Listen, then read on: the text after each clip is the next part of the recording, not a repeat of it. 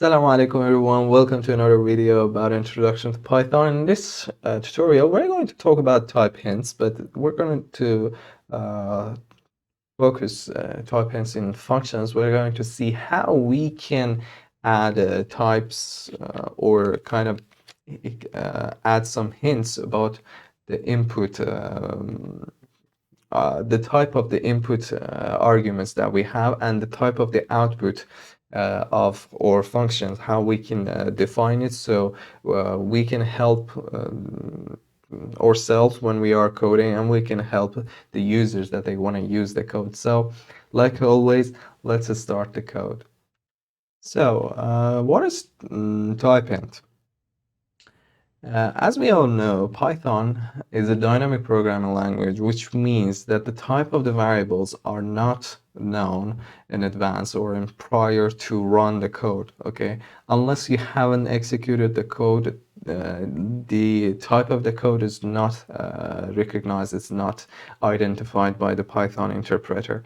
So another problem is that any variable, its type can be changed.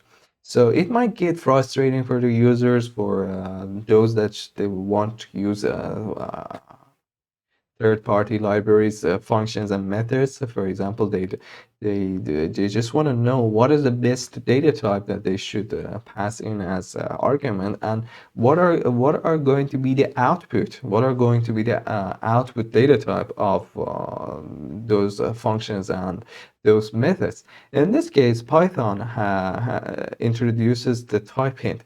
Type hint is going to help the users to understand, to give them an idea about the appropriate type hint, appropriate type for the input arguments that they should pass in, and what will be the type of the output argument. And in addition, Python users can enjoy the autocomplete or the intelligence property provided by some IDEs like Jupyter Notebook. And on top of that, by using these type hints, when we define them, they are going to be shown when we call the help function. So the users can check them and understand what kind of data type they should pass in. So let's see a simple example here. We've got a full name, no hint, like this one. It says, okay, first name, last name. Definitely when you read it, you kind of understand what data type it might have. Okay, we all understand that that the data type should be a string, but this is not the case for Python. Python does not interpret the data type of any variable based on the meaning of that variable name. So when you're coding, consider that I want to make sure that the first name is lowered. Okay, in here I put dot and I click on tab. Nothing pops up. Okay, no intelligence, no autocomplete. I have to type lower all of it, and I'm gonna put, for example, if I don't put um, round brackets, I'm gonna get an error, or I want to see what other options do I have. Clicking on as you can see here, I'm clicking on tab because it blinks here, but nothing happens. It doesn't help me. It's kind of like I have memorized it. I have memorized this stuff if I want to be a good coder, which is not the case. You cannot like memorize all the methods that, for example, a string type provides. Or consider that you are working with an object that you haven't seen before because the object is provided by a third-party library. What are you going to do in that case? So here, the type hint helps us. Let's see how we can add or type hints to functions. As you can see here, this is the same function. The functionality is the same, just the type hints are included. To add type hints to your input arguments, after your input argument, you pass in a colon, and after the colon, you pass in the data type that that input argument should have. As a programmer, you think it's the best data type that other users should pass in when they are using this function. And that's it. Simply, you're going to pass in a colon and your data type, like this example. For this one, it doesn't matter how many input arguments you have, you can provide the appends like this one. And again, in this example, I want to say that, okay, the input argument is the input argument last name should be a string. And let's check this one here just to make sure I didn't run this, nor I did run this one. Okay, both of them, I didn't run any of this code so far. I haven't run any of this cell so far. Okay, I put a period, a dot after first name, and I click on tab. And as you can see, the autocomplete shows me all the method that I can use for a string. So this is awesome. For example, I can use lower. I don't need to memorize it. Okay, I can pass in L, click on tab. Okay, I can L strip this string. I can lower it, or I can L adjust it. Or for example, the same goes on for example, R find it. I can replace anything that I want, or I can count anything that I'm looking for in this string. So this is awesome. I haven't run the code, but I have access to functionalities, to the methods that this type of input argument, which is a string in this case, provides for me.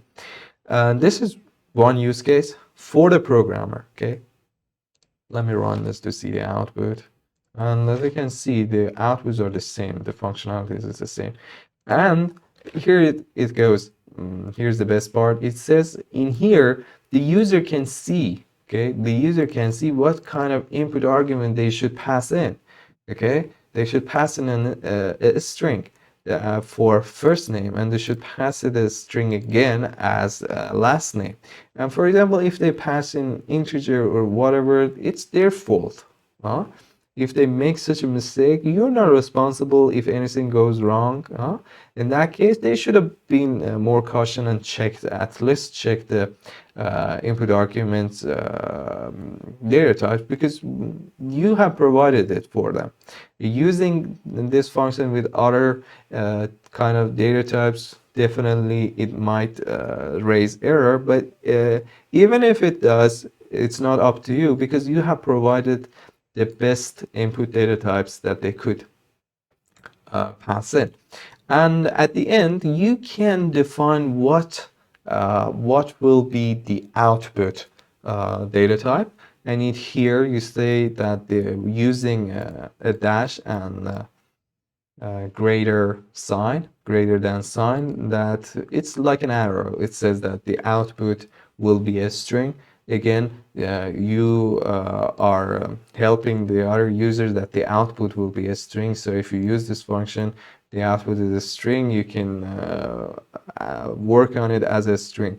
You can use it as a string and so on. So this is how we can add a type hint to very simple type hints like a string and integer to our code. And let's talk about some let's talk about a typing library. So typing library is a built-in library. You don't need to install anything. It's shipped by the Python core itself. And let me remove this one. And it provides more complicated data types.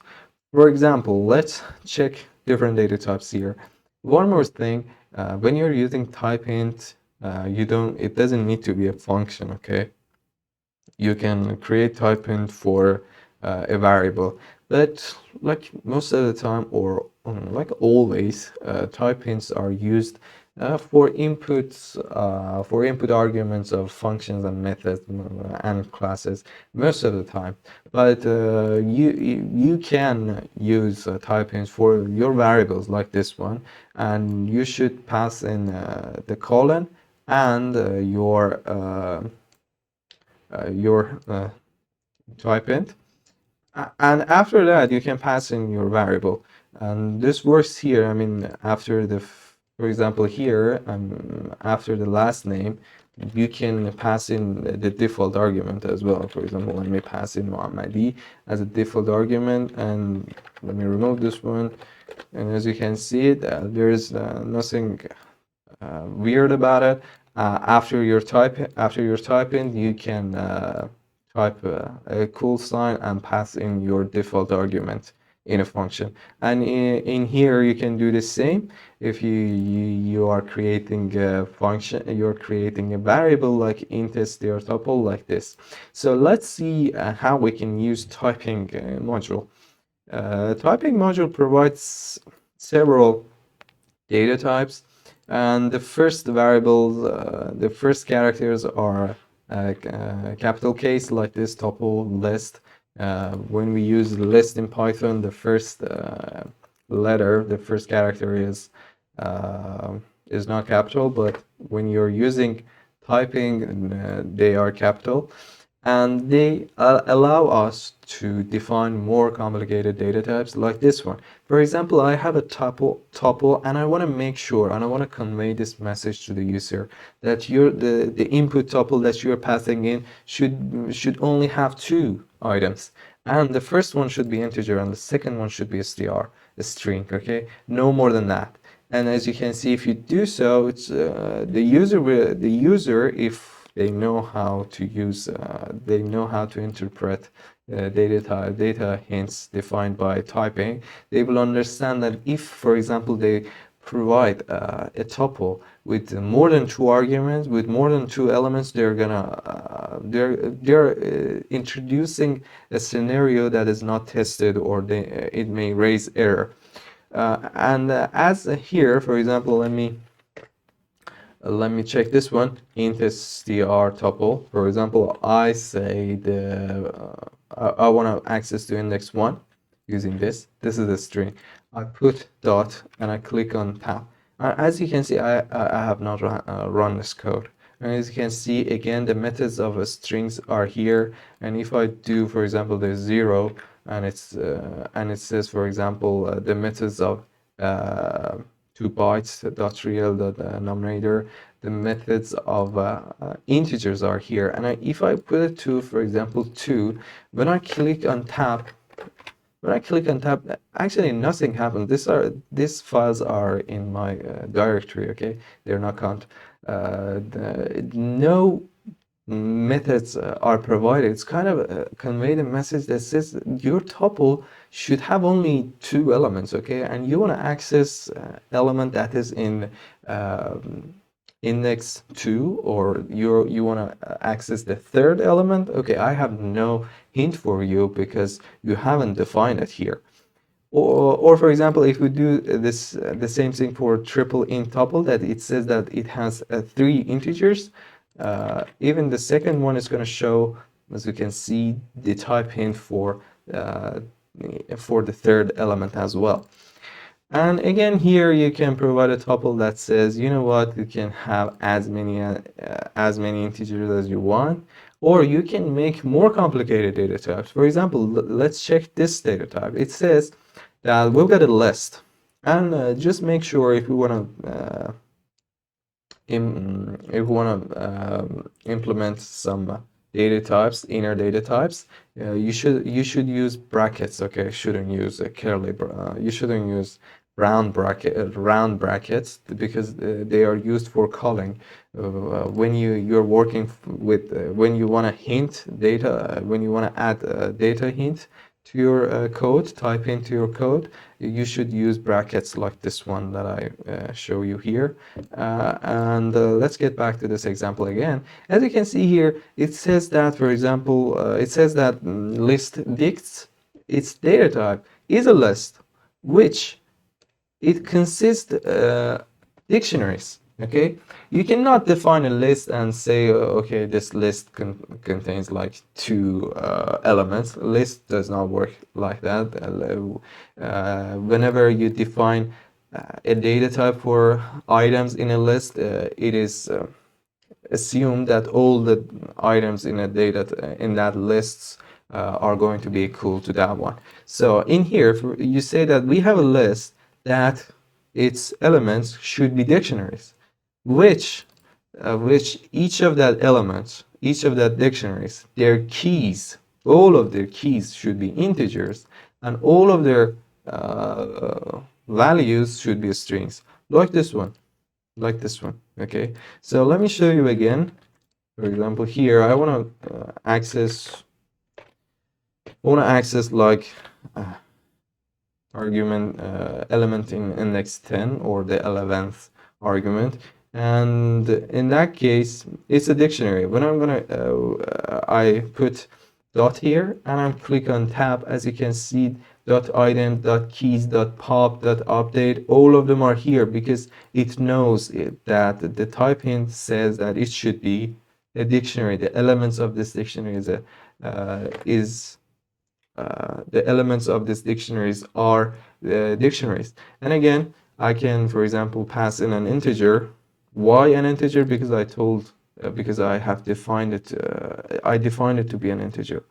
If I click on dot again, as you can see here, and I click on tab, it says it shows me the methods for strings, because it says that the dictionaries, the keys are integers, but and the values are strings. So it really help the user who want to use this code and the coder itself, and it's really easier for you to use type hints. It's kind of a double check for you that your correct your data types are correct.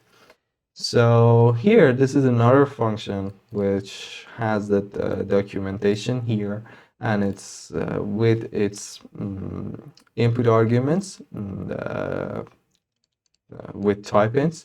It says, for example, the IDs should be list of integers, the first names should be list of strings, last name should be list of strings, and the output is a dictionary. Just simple dictionary. It's not a list of dictionaries, just a dictionary that the input is an integer, the keys are integers and the values are strings. This is how you can help the user how to use it. And again, here, for example, the output, for example, as it says, the inputs are integers, the keys are integers. I pass in a key, I pass in an integer value, and I click on the dot and I click on tab, and it's again, it shows me the methods for strings because it says the methods will be string. It doesn't matter, we can pass in like the methods will be a list of strings. Okay, in this case, I click on tab and it shows me the append, the clear, and the copy, and other methods that are used for what? For lists. You can go on and continue this game like this. I want to access the inputs of that list, which they should be strings. And again, if I click on the string, it's going to show. If I click on tab, it's going to show me the methods for strings. So let me reverse it to what it was, because I don't want the code I want the code to work correctly. Actually, type hinting does not affect your code at all. You can have wrong type hint, but it's better to make sure that your type hint are aligned with your outputs as well.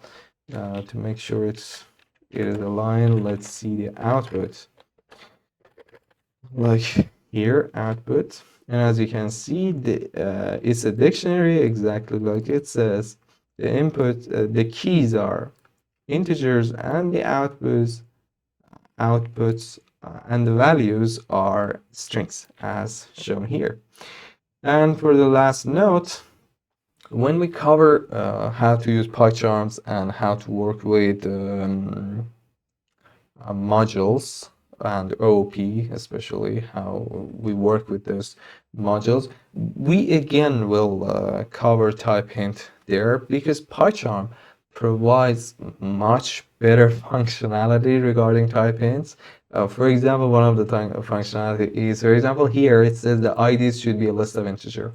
But for example, if you pass in a tuple of integers, the PyCharm will show a warning for you that says, look, the function expects you to pass in a list of integers, but you're passing a tuple of integers. So again, we're going to talk about typings in when we check PyCharms, when we check PyCharm or when we provide the tutorial for PyCharm. PyCharm provides better functionality, definitely better than Jupyter Notebook for using typing. So that's it for today's video. Like always, make sure to subscribe the channel, click on like the video and click on the bell ring so you will be notified of the future videos. And as always, you can access the codes of this tutorial and the other ones in my GitHub repository. Make sure to give to start a project and introduce it to your friends. Here is a table of contents. You can have access to the contents, to the codes, and the videos from the GitHub repository as well. The link for this repository is in the video's description, like all of the other videos. So till the next video, have a great time.